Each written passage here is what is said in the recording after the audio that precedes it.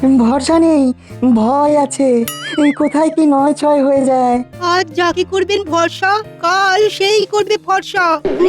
এ তো মিথ্যে নয়। তবে সব সময় গোপাল গোপাল করে আর কপাল চাপড়াবেন না মহারাজ, গোপাল আর সেই গোপাল নেই। তাহলে এটা কে মহারাজ? এই তো গোপাল, কিন্তু রাজসভায় না এসে কি এমন রাজাউজির মারছিলে শুনি? খামোখা মারামারি করতে যাবো কেন মহারাজ?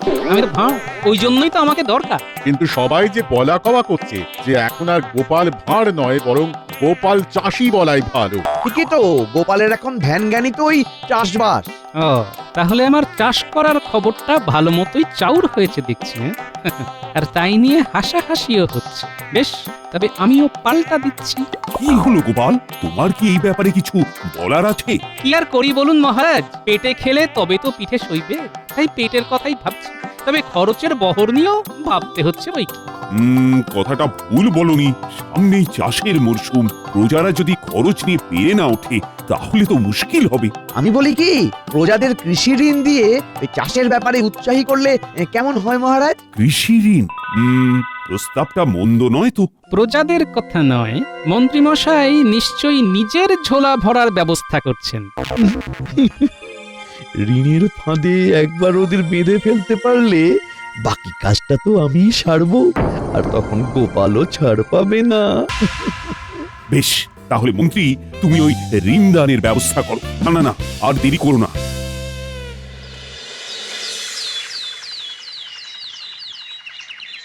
কেউ ঠেলাঠেলি ধাক্কাধাক্কি করবে না, সবাই সারি দিয়ে দাঁড়াও। পাবে পাবে পাবে, সবাই পাবে। মহারাজ সবার জন্যই ব্যবস্থা করেছে। সত্যি এই ঋণ পেলে অনেক উপকার হবে। চাষের কাজে বেশ সুবিধে হবে। কিন্তু সময় মতো ঋণ শোধ করতে হবে, সেটা খেয়াল আছে তো? এসো এসো এসো, সবাই এসো, সবাই এখনই হিসাব বুঝে দস্তখত করে যাও, পরে যেন কোনো গোলমাল পাকিও না। এসো। মন্ত্রীমশাই তো বেশ হই হই করে ঋণ ছত্র শুরু করে দিয়েছেন, কিন্তু ঋণের ফাঁদে পড়ে প্রজাদের যে কি অবস্থা হবে সেটা কেউ বুঝছে না। কি গো গোপাল দাদা, চাষের কাজে তোমার অর্থ লাগবে না বুঝি? গোপাল দাদার কি অন্য কোনো ব্যবস্থা করা আছে? না ভাই, আমি তো নিজে নিজেই যতটা পারি ততটা করার চেষ্টা করছি। তবে তোমরা সবাই ভালো করে বুঝে নাও, ঋণ নেওয়ার সময় মহা আনন্দে সবাই নিচ্ছ, কিন্তু দেখো ফেরত দেওয়ার সময় কাঁদতে না হয়। এটা আবার কেমন কথা বলছো গোপাল দাদা? ফসল ভালো হলে কাঁদতে যাবো কেন? গোপাল দাদা নিজে নেবে না, আমাদেরকেও নিতে দেবে না। হ্যাঁ, এটাই তো তোমাদের গোপাল দাদার কাজ। মহারাজ কোথায় প্রজাদের ভালো চাইছেন, কিন্তু গোপালের সেটা সহ্য হচ্ছে না। আমার কাজ সাবধান করা, আমি সাবধান করবই, হলে ভালো, না হলে গেল।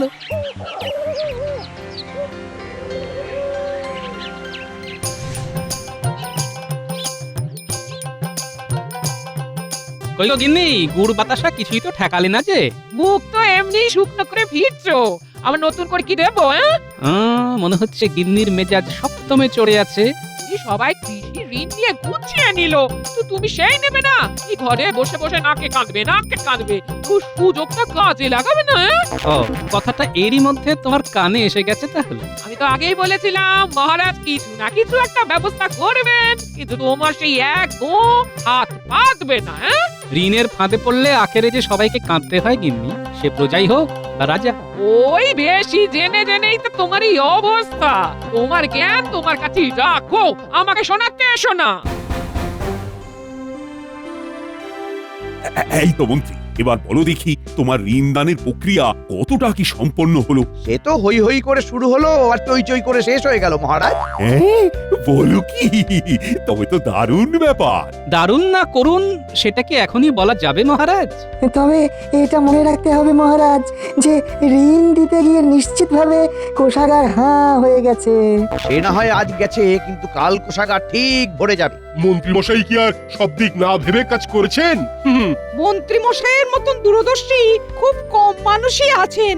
সে তো বটেই, তবে এমন দূরদর্শী মানুষের সুদের বিনিময়ে ঋণ দেওয়ার কথা মনে থাকলেও প্রজাদের দুর্দশার কথা মনে থাকে না। এই যা দেখুন মহারাজ, দেখুন গোপাল আমায় কিভাবে আক্রমণ করছে, একবার দেখুন। আচ্ছা, তুমি ঠিক কোন দুর্দশার কথা বলতে চাইছো গোপাল? আগে মহারাজ, বর্ষায় নদীর জল বেড়ে গেলে দুকুল ভাসিয়ে দেবে। মহারাজ, মন্ত্রী মশাইয়ের তো বরং এটা ভাবা দরকার যে প্রজাদের স্বস্তি দেবেন কি করে। হ্যাঁ হ্যাঁ হ্যাঁ, তাই তো, এইটা তো ভেবে দেখিনি। কি হলো মন্ত্রী, তুমিও নাকে সর্ষের তেল দিয়ে ঘুমোচ্ছিলে নাকি? হ্যাঁ মানে না মানে ঠিক বুঝতে পারিনি মহারাজ, মানে কি করব? মা, এই তবে মন্ত্রী মশাইয়ের দূরদর্শিতার ছিঁড়ি। কি বিচ্ছিরি বাবা। করার তো অনেক কিছুই আছে মহারাজ। আপাতত নদীর পার বাঁধিয়ে দেওয়ার পরিকল্পনা করলে কেমন হয় মহারাজ? ভালোই হয়, তবে সেটা তো খরচ সাপেক্ষ ব্যাপার, আর কোষাগার তো এখন ফাঁকা হয়ে গেছে। সেটা আর গোপালকে কে বোঝাবে? তবে বলছিলাম কি, প্রজারা যদি রাজার কাছ থেকে ঋণ নিতে পারে, তাহলে রাজাও প্রজাদের স্বার্থে ঋণ নিতে পারেন বই কি। মাঝখান থেকে কিছু সরিয়ে নিতে গেলে এখন গোপালের সাথে গলা মেলানোটাই ভালো। মানে এটাই তো আমারও মনের কথা মহারাজ। আমি ভাববার সঙ্গে সঙ্গেই গোপাল বলে দিয়েছে। হ্যাঁ। ও তাই বুঝি, তাহলে মন্ত্রী তুমি না হয় ঋণ সংগ্রহের দায়িত্বটা নাও। আপনি কিচ্ছু ভাববেন না মহারাজ, আমি নিজে নবাবের কাছে গিয়ে ঋণ সংগ্রহ করে আনবো। মন্ত্রী মশাইয়ের যেন বড্ড উৎসাহ। না না, মহারাজ বলুন বা নাই বলুন, আমাকেও নজর রাখতে হবে।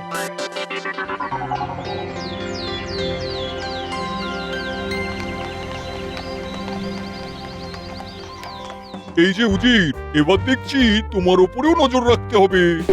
আমি আবার কি করলাম জাহাপানা? কি করলে সেটাই তো বুঝতে পারছি না। সব সময় তো পালিয়ে পালিয়ে বেড়াচ্ছ, প্রজাদের ব্যাপারে কিছু ভাবছো? প্রজাদের জন্যে মানে প্রজাদের ভালো না, মানে ওটাই তো ভালো করে ভাবতে হবে জাহাপানা। এই মনে হচ্ছে একেবারে ঠিক সময়ই এসে পড়েছি। এসেই যখন পড়েছো তখন কি বলতে চাও বলো? বলছিলাম যে ভালো যদি করতেই হয় তাহলে আপনি বরং ঋণ দিন জাহাপানা, তাতে কৃষ্ণনগরের প্রজাদের কল্যাণও হবে আর আপনারও ফায়দা হবে। কেমন গোলমেলে ব্যাপার মনে হচ্ছে, বুঝিয়ে বলো দেখি ব্যাপারটা কি। ব্যাপারটা একেবারে জলের মতো সোজা। মহারাজ প্রজাদের কথা ভেবে ঋণ চাইছেন। চড়া সুদে মহারাজকে ঋণ দিলে মহারাজের কাজ মিটবে, আর সেটা যখন আদায় হবে তখন আপনার কোষাগারও ভরে যাবে। আর তাতে তোমারও কিছু কল্যাণ হবে। বেশ বেশ, আমি ঋণ দিতে রাজি, তবে এটাও শুনিয়ে দেব কৃষ্ণচন্দ্রকে যে ঠিক সময় ঋণ শোধ না করলে কিভাবে কড়ায় গন্ডায় আদায় করে নিতে হয় সেটা আমার ভালো মতোই জানা আছে। আমার কাছে ঋণ নিয়ে প্রজা কল্যাণ করা তখন বের করে দেবো। তাহলে ঋণপত্র লিখে তৈরি করে দি জাহাপানা। সে তো তৈরি করতেই হবে। বুঝতে পারছি মহারাজের কপালে ভালোই দুঃখ আছে।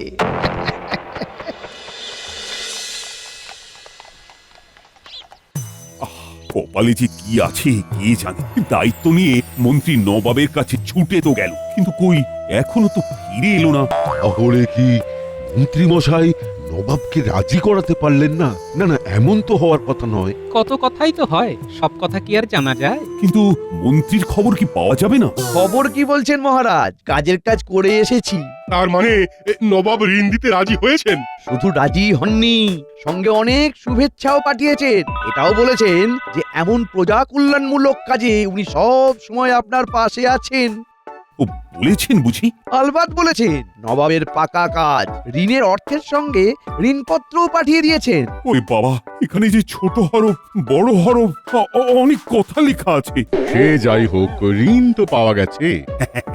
যাক মন্ত্রী, এইবারে তুমি একটা কাজের মতো কাজ করেছো। সে কি আর মন্ত্রী মশাই এমনি এমনি করেছেন? এই কাজের ভাঁজে অন্য কোনো গল্প নিশ্চয়ই আছে। দেখেছেন মহারাজ, দেখেছেন গোপাল কেমন মিছিমিছি আমার নামে বদনাম করছে। না না না, এটা ভারী অন্যায় হচ্ছে গোপাল। মন্ত্রী তো তাও কিছু করলো, তোমার তো সেই মুরদও নেই। থাকলে তুমি কিছু করে দেখাও। এটাই তো চাইছিলাম। যাক, সুযোগটা এবার কাজে লাগাতে হবে। কি হলো, গোপালের জারি জুরি এবার থেমে গেল মনে হচ্ছে। যদি কিছু করেই দেখাতে বলেন মহারাজ, তবে বলি অর্থবল তো মন্ত্রী মশাই জোগাড় করে এনেছেন, আমি তবে লোকবল আর নির্মাণ সামগ্রী জোগাড় করি। হ্যাঁ হ্যাঁ, তাতে আর ক্ষতি কি?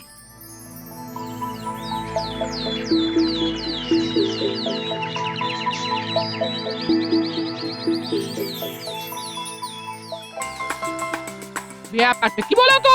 মনে হচ্ছে দূরে কোথাও যাওয়ার তোড়জোড় করছো। তা একটু করছি বই কি, যা করার এবার নবাবের ডেরায় গিয়েই করতে হবে। মনে মনে কি ফন্দি আটটা বলো তো?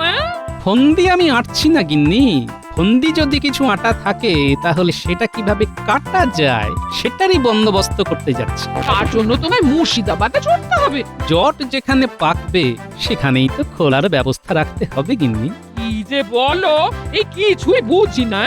তাহলে তো মিটেই গেল, আর বোঝার চেষ্টাও করো না। আমি বরং শ্রমিক আর নির্মাণ সামগ্রী জোগাড় করার দায়িত্বটা ঠিক লোকের কাঁধে চাপিয়ে চলে আসি, যাতে প্রয়োজন পড়লে কান টেনে মাথাকে ঘুরিয়ে দিতে পারি।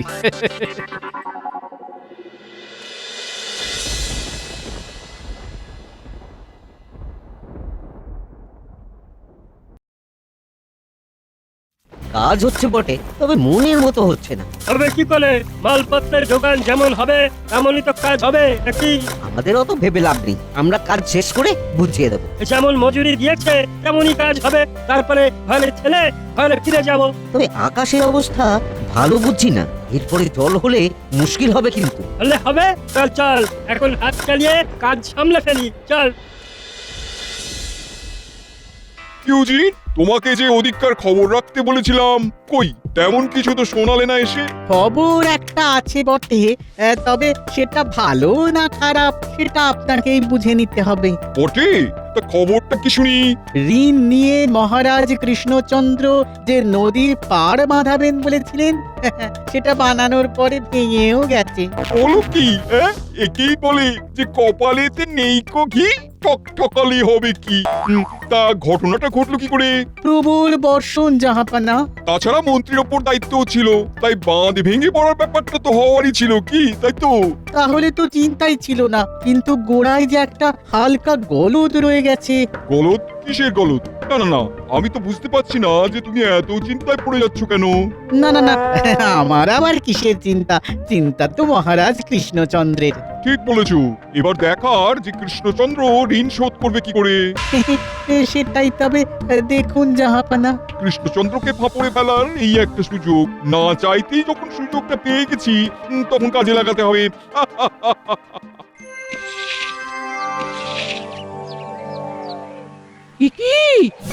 কি অবস্থা হয়েছে তোমার? একেবারে যে মাখামাখি করে ফেললে। মাখামাখিটা দেখলে কি গিন্নি? নদীর যে পার বাঁধাই হচ্ছিল সেটা ভেঙে মাঠের যে অবস্থা হয়েছে তাতে তো সামলানোই মুশকিল। চাষের জমিতে জল ঢুকে পড়েছে, তাহলে তো খুবই মুশকিলের কথা। সে আর বলতে, এখন তো ফসল বাঁচানোই দায়। ফসল না বাঁচলে আমরাও বাঁচবো না গোপাল দাদা, কারণ মন্ত্রী মশাই আজ না হয় কাল ঋণ আদায় করতে আসবে। সেই দিন শোধ করবো কি করে? চাষবাস আবার ঠিক করে না হলে বেঘরে প্রাণ যাবে। যে করেই হোক গোপাল দাদা, এবারে ঋণ মুকুব করার ব্যবস্থা করে দাও। সে না হয় করলাম, কিন্তু মহারাজ বাঁচবেন কি করে? কেন, মহারাজের আবার কি হলো? আমি স্পষ্ট দেখতে পাচ্ছি নবাব ঘুঁটি সাজাচ্ছে। এবার মহারাজ নিজেই বুঝবেন ঋণের জ্বালা কাকে বলে। একেই বলে জ্বালার ওপর যন্ত্রণা। কোথায় যন্ত্রণা হচ্ছে মহারাজ? কোথায় আবার, মাথা থেকে পা পর্যন্ত ঝনঝন টনটন করছে। রাজকোষের অবস্থা তো একেই খারাপ, তার উপর এই বিপত্তি। তাতে হয়েছেটা কি? কি হয়েছে সেটা আবার জানতে চাইছো? নবাব যদি এখনই ঋণের অর্থ ফেরত চান তাহলে সেটা মেটাবো কি করে? ঋণের শর্ত অনুসারে মাস 6 তো হাতেই আছে মহারাজ, ততদিনে ঠিক সামলে নেওয়া যাবে। গোটা হরফে এমনই লেখা ছিল বটে, তবে ভয় হচ্ছে এবার না তোমার জন্য আমাকে মুর্শিদাবাদের কারাগারে গিয়ে পৌঁছতে হয়। কি আর করবেন মহারাজ, এমন গুণধর মন্ত্রী থাকলে আপনাকে তো ভুগতে হবেই। দেখেছেন মহারাজ, দেখেছেন এখন আমাকে কেমন ফাঁসানো হচ্ছে। আপনি তো ফেঁসেই আছেন, যেমন যা উপকরণ দিয়ে কাজ করাতে চেয়েছি তাতেই বাগড়া দিয়েছেন, তার ফল তো ভুগতেই হবে। এইসব কি শুনছি মন্ত্রী? আমি তো আপনার কথা ভেবেই সস্তায় বাজিমাত করতে চেয়েছি মহারাজ। যা ভালো করার খুব করেছো। এবার নবাবের হাত থেকে বাঁচার কোনো উপায় বের না করলে তোমাকেই রাজ্য থেকে বের করে দেব। তাতে রাজ্যের মঙ্গল বই অমঙ্গল হবে না মহারাজ। একবার গোপালকে বাগে পেলে টের পাইয়ে দেব। নবাবের সমাচার আছে মহারাজ। হ্যাঁ, বলতে না বলতে সমাচার, সেটা আবার কি? কারোর ওপর ভরসা না করে নবাব নিজেই আসছেন ঋণ আদায় করতে। ওরে বাবা, সে কি? তবে যে মন্ত্রী বলল 6 মাস সময় আছে। এই মানে তেমনই তো জানতাম মহারাজ, কিন্তু নবাব যে এখনই এসে পড়বেন সেটা কি করে বুঝবো?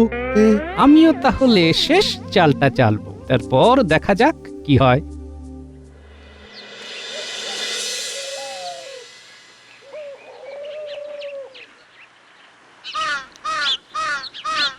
আমরা এই তো তোদের জন্য অপেক্ষা করছিলাম। কাজে ফাঁকি দিইনি, তুমি যেমন বলেছিলে তেমনি সব জোগাড় করে এনেছি কিন্তু। ভালো করেছিস। এবারে যা কাজ করার সব ভেঙে যাওয়া নদীর পাড়ে গিয়ে করতে হবে, বুঝলি? আর সেটাও একেবারে চুপি চুপি, তাই না গোপাল দাদু? সে আর বলতে, এবারে একেবারে তোদের সঙ্গে নিয়ে বেরিয়ে পড়বো। তারপরে অবস্থা বুঝে ব্যবস্থা। থাম থাম, তোকে পাকামো করতে হবে না। আয় আয়, কি করতে হবে বুঝিয়ে দিই তোদের। এদিকে আয়। আগে কাজের কাজটা সেরে ফেলি, তারপর ওখানেই ঘুরঘুর করবো আর তেনার অপেক্ষা করবো কখন তিনি আসবেন।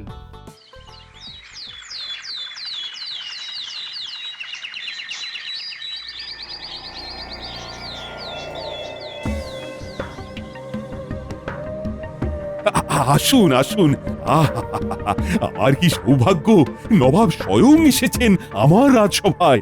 আসতে তো আমায় হতোই, না হলে যে তোমায় ঠিক মতন পাকড়ানো যেত না। এই মরেছে, ধরপাকড়ের আবার কি দরকার, এমনিতেই তো ভালো আছি। কিন্তু আমি যে ভালো থাকছি না, তোমায় ঋণের অর্থ দিয়ে তো আচ্ছা ফ্যাসাদে পড়েছি। এবার মানে আমার অর্থ আমায় ফেরত দাও দেখি। সে কি, সে অর্থ ফেরত দিতে তো এখনো বেশ কয়েক মাস সময় আছে হাতে। তেমনই তো লেখা আছে ঋণপত্রে। জাহাপানা কি অত কাঁচা কাজ করে ভেবেছেন? ওই পত্রের নিচের দিকেই তো ছোট হরফে লেখা আছে, প্রয়োজন পড়লে যে কোনো সময়েই নবাব সেই অর্থ ফেরত চাইতে পারে। আর ওই অর্থ আমার এখন প্রয়োজন হয়েছে। না মানে বলছিলাম কি জাহাপানা, এবারটা একটু ইয়ে করে দিলে হতো না? হ্যাঁ মানে এমনিতেই তো আমাদের কিছু করার নেই, ওই পাড় বাঁধাইয়ের সঙ্গে সঙ্গেই ভেঙে গেছে। সেসব আমি বুঝি না। তা তো বটেই, আপনি বুঝতেই বা যাবেন কেন?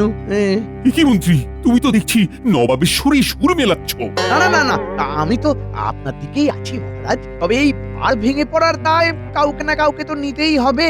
বিলক্ষণ। গোপাল যখন শ্রমিক জোগাড় করার উপকরণের দায়িত্বে ছিল, তাই এই দায় তার। তাহলে গোপালকে তলব করলেই হয়। খবর আছে ওই গোপাল নদীর পাড়েই আছে, ধরে আনতে গেলে যদি পালিয়ে যায়, তাই ওই সবাই মিলে ওই সেখানে গিয়েই ওকে কবজা করলেই ভালো হবে। হ্যাঁ, আর নবাব তবে নিজের চোখেই নদীর পাড়ের অবস্থা দেখতে পারবেন। বেশ, চলো তাহলে সেখানেই যাওয়া যাক। এবার গোপাল ঠেলা সামলা।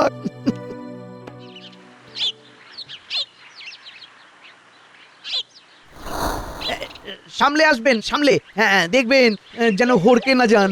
ওরে বাবা, সামলাবো কি করে, কাদায় যে মাখামাখি। এটা আবার কোথায় নিয়ে এলে আমায়? এখানে কি হাঁটা যায়? আপনাকে না ইচ্ছে করে বিপদে ফেলার চেষ্টা করছে মনে হচ্ছে জাহাপানা। ঋণ আদায় করার জন্য শেষে কাদা ঘাটা। ওই তো গোপাল মহারাজকে বিপদে ফেলে এখানে এসে ঘোরাঘুরি করছে। তাহলে গোপাল এই ছিল তোমার মনে মনে? আরে আরে, এ কি সবাই যে একেবারে দল বেঁধে এসে পড়েছেন?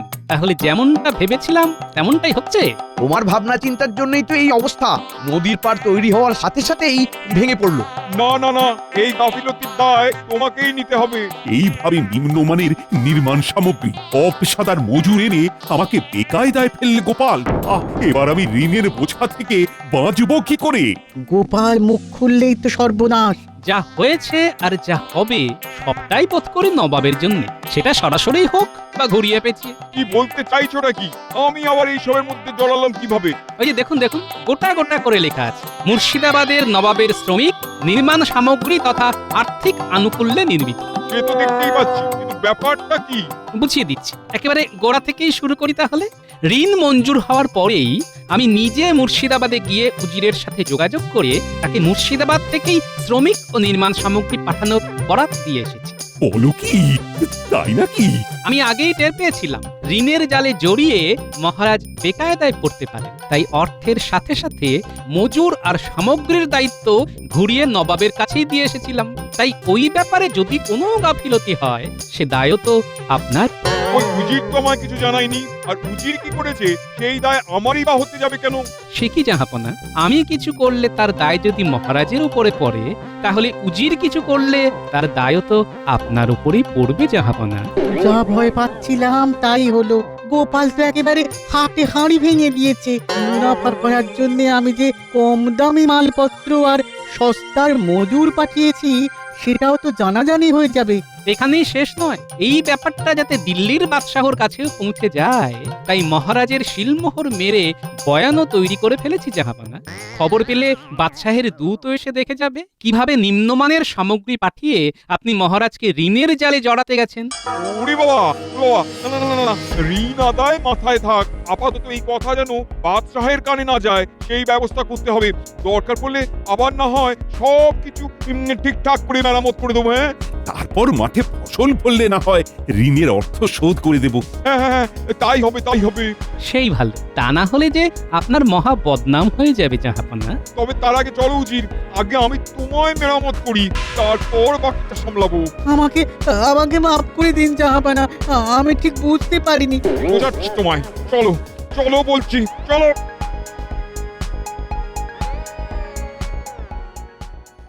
যাক, হাঁপ ছেড়ে বাঁচা গেল। এই যাত্রায় গোপালের বুদ্ধির জোরে নবাবের কবজা থেকে বেঁচেছি। তবে মহারাজ এবার বুঝেছেন নিশ্চয়ই যে ঋণের জ্বালা কাকে বলে, প্রজারাও যে এই জ্বালায় জ্বলে মহারাজ। ও, তুমি আমার চোখ খুলে দিয়েছো গোপাল। এবার বুঝেছি মন্ত্রী